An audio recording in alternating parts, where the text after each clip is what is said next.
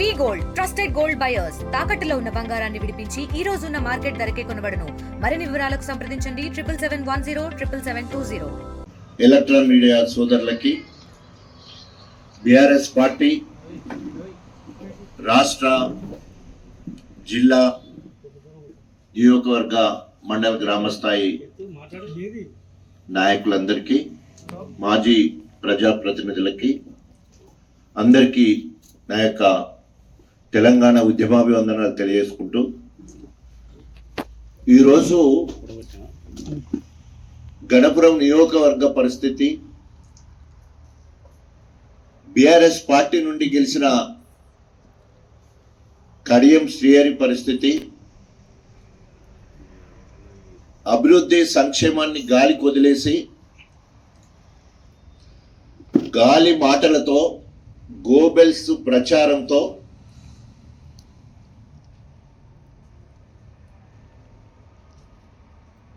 కడియం శ్రీహరి కాలం వెలుగుచ్చుతున్నాడు.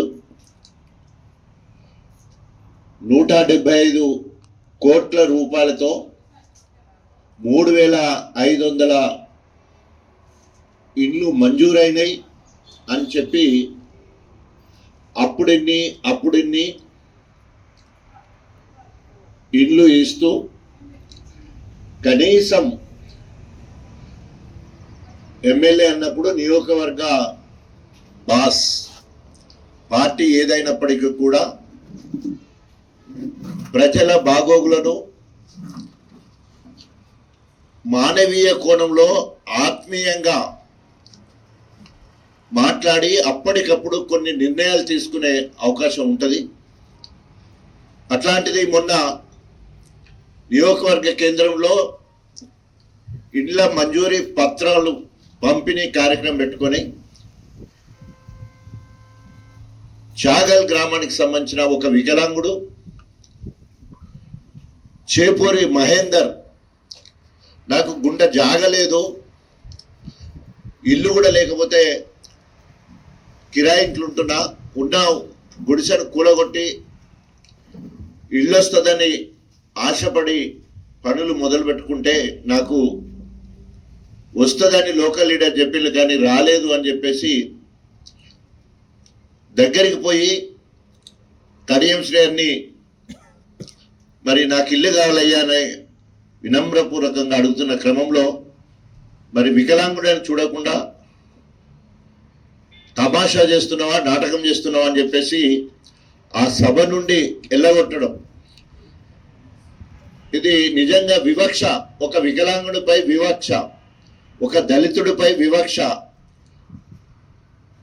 అహంకారంతో, అహంతో, అధికార పార్టీ మదంతో ఈరోజు ఒక మానవీయ కోణంలో ఆలోచించి ఒకవేళ ఇప్పుడు రాకుంటే మరుసటి లిస్టులో వస్తుంది, తప్పకుండా మీకు ఇష్టము అని చెప్పేసి మాట ఇచ్చి బుజ్జగించి పంపించేది ఉంటే అట్లా కాకుండా అహంభావంతో తన నిజ స్వరూపాన్ని కడియం శ్రీహరి బయట పెట్టిండు.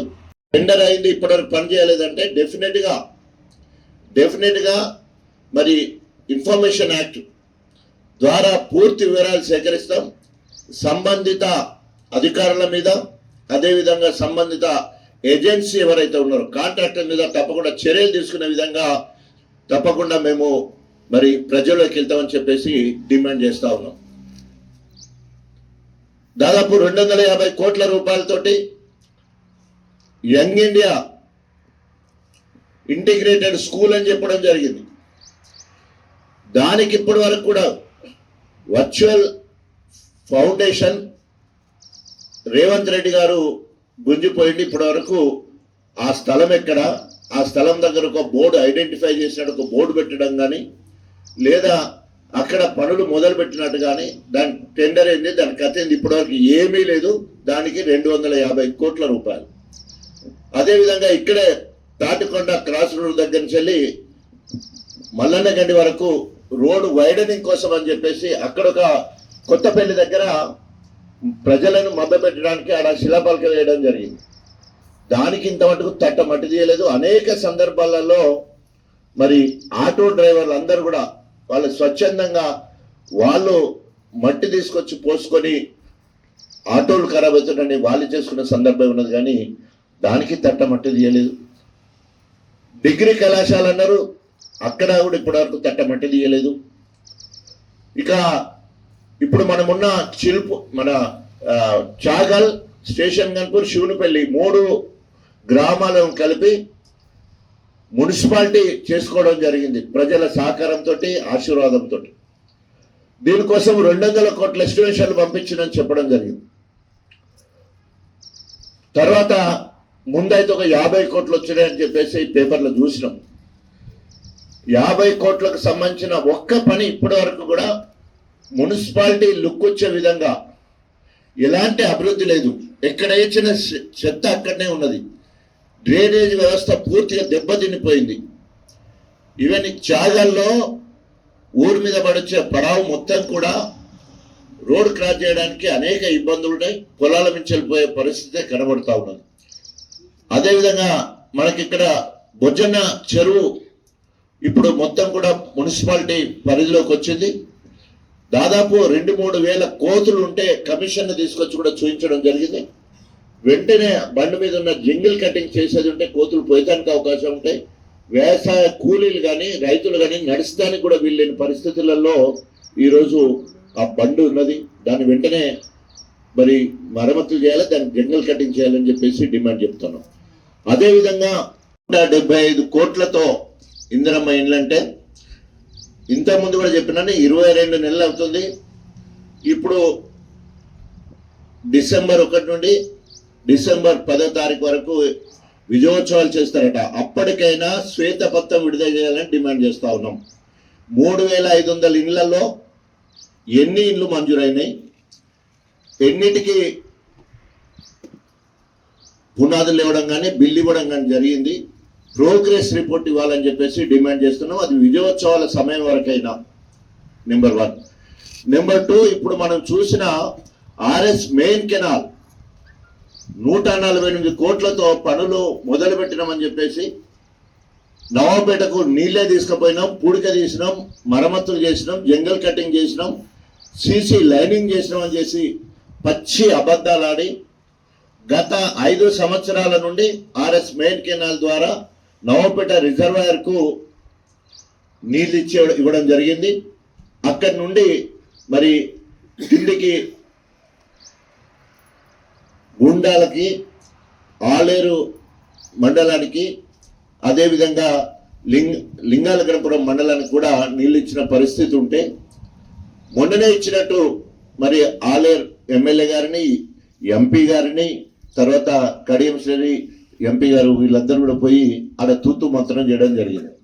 మేము డిమాండ్ చేస్తా ఉన్నాం, ఎక్కడ 148 కోట్ల టెండర్ ఎవరు వేశారు, లేదా దాని పనులు ఎక్కడ మొదలు పెట్టిండ్రు, దాని ప్రోగ్రెస్ రిపోర్ట్ ఏంటి?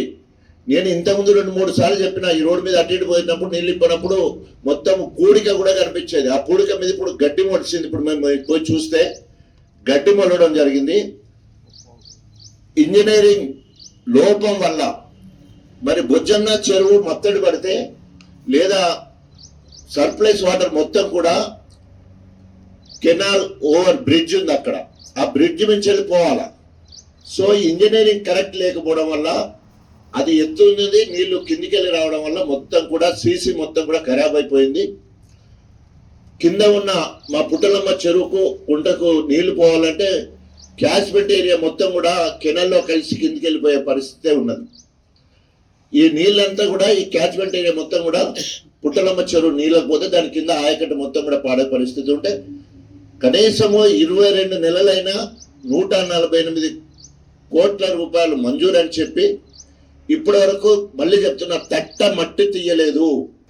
పెద్ద మనిషిగా ఉన్న కడియం శ్రేణి ఏమాత్రము ఈ రామచంద్ర స్వామి ఆశీర్వాదాలు కావాలంటే తప్పకుండా మరి ఆ 4 కోట్ల పనులు ఎక్కడ ఆగిపోయినాయి, పురోగతిని పర్యవేక్షించాల్సి ఉండే. మరి ఆ ఊసు కూడా ఎక్కడ కూడా ఎత్తని పరిస్థితి. అక్కడ 4,05,00,000 రూపాయలు, అక్కడ ఇక్కడ 50 లక్షల రూపాయలతోటి పనులు నడుస్తూ ఉన్నాయి వెంకటేశ్వర స్వామి దగ్గర. తర్వాత 10 కోట్ల రూపాయలు ఎస్టిమేషన్ వేయడం కూడా జరిగింది. ఆ రకంగా ఎక్కడ కూడా 5 పైసలు పని చేయకుండా ఈరోజు ఏమంటారు ఉనుక మీద ఎగిరినట్టు ఎగురుతున్నాడు తప్ప ఎక్కడ కూడా ఒక్క పని అంటే ఒక్క పని. Navapeta reservoir Suryapet main road ఆనుకొని బండు మొదలవుతుంది. తర్వాత అక్కడ కోదండరామస్వామి నవపేట మంచి ప్రసిద్ధిగాంచిన అంగడి ప్రతి శుక్రవారం కూడా జరుగుద్ది. నా ఆయంలో NH దాంట్లోకి పోకుండా అది కాపాడినాం. అక్కడ టూరిజం డెవలప్ చేస్తానికి అవకాశం ఉంది కోదండర స్వామి దగ్గర. అవేం పట్టించుకోకుండా ఏమిడి మీద శ్రద్ధ పెడుతున్నాడు కడియం శ్రీగారు అంటే ఎండోమెంట్ భూముల మీద శ్రద్ధ పెడతా ఉన్నాడు.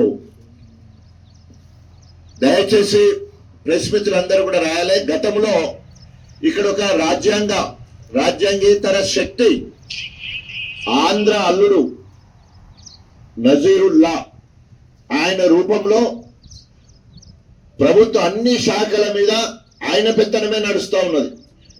ఏ కాంట్రాక్టు ఎవరికి రావాలి, ఎవరు ఎక్కడికి ట్రాన్స్ఫర్ కావాలి, ఎవరిని బెదిరించాలి, ఇది మొత్తం కూడా నజీరుల్లా చూసుకుంటాడు. నజీరుద్దీనుల్లా లా ఉంటుంది ఆఖరికి, మొత్తం పేరు రిజిస్టర్ నేమ్ నజీరుద్దీన్. ఎందుకు ఈ మాట చెప్తున్నానంటే ఎందుకంటే భరించలేకపోతున్నాం. ఎక్కడైనా ల్యాండ్ తగాదు ఉందంటే ఆయననే ఎక్కడి నుంచి వెళ్ళి మండలంలో ఉన్న MRO ఆఫీస్ మొదలుతే జిల్లా కలెక్టరేట్ వరకు ఈరోజు మరి ఆయన ఆధిపత్యం నడుస్తూ ఉన్నది.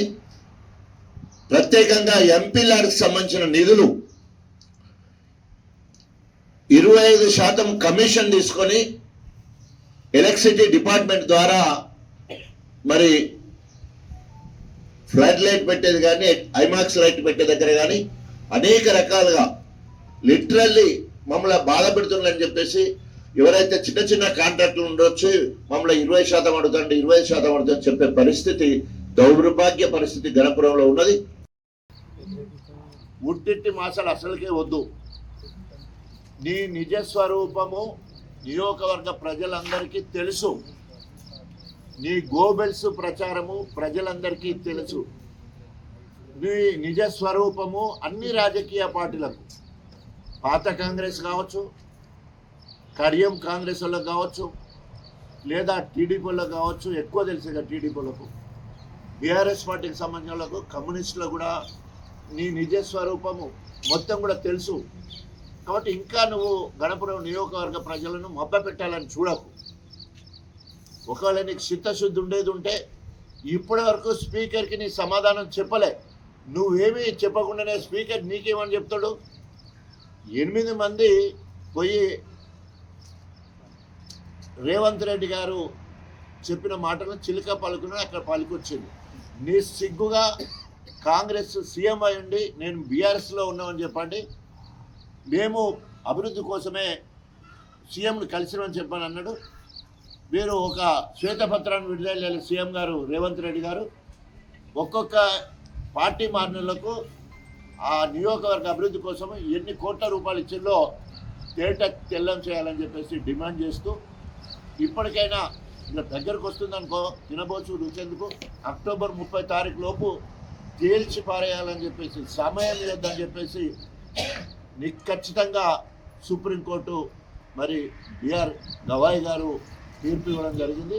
ఆ లోపున ఇంకా ఇచ్చి ఇంకా తాత్యారం చేసి లేట్ చేస్తే రోజుకో మాట పడాల్సి వస్తుంది. కనీసము ఉన్న ఇజ్జత్ కాపాడుకోవాలంటే ఇప్పటికైనా వెంటనే స్పీకర్కు నీ అభిప్రాయం చెప్పడం కాకుండా నువ్వు BRS పార్టీ ప్రాథమిక సభ్యత్వానికి, BRS పార్టీ ఎమ్మెల్యే పదవికి రాజీనామా చేయాలని డిమాండ్ చేస్తూ, ఒకవేళ ఇప్పటికే కండోలు కప్పుకొని తిరుగుతూ ఉన్నావు, నిజంగానే ఉండేది ఉంటే నేను కాంగ్రెస్ పోయినా అని ధైర్యంగా తెలంగాణ మొత్తం, ఎందుకంటే నువ్వు టాల్ లీడరు కదా, తెలంగాణ మొత్తం కడియం శ్రీగారి గురించి గొప్పగా తెలుసు. ఇవో నేను కాంగ్రెస్ పార్టీకి పోయినా అభివృద్ధి కోసమే పోయినా అని చెప్పేసి తెలంగాణ మొత్తం తిరుగు. నీకు పూల దండలు పడతాయా, చెప్పుల దండలు పడతాయా ప్రజలు నిర్ణయిస్తారు.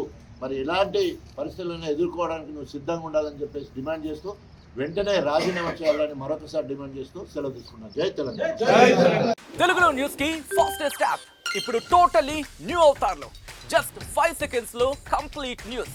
సోషల్ మీడియాలో ట్రెండ్స్ కి one stop solution. Live TV app voice search option తో ఇప్పుడే డౌన్లోడ్ చేయండి లేదా అప్డేట్ అయిపోండి. యాప్ లింక్ డిస్క్రిప్షన్ లో ఉంది.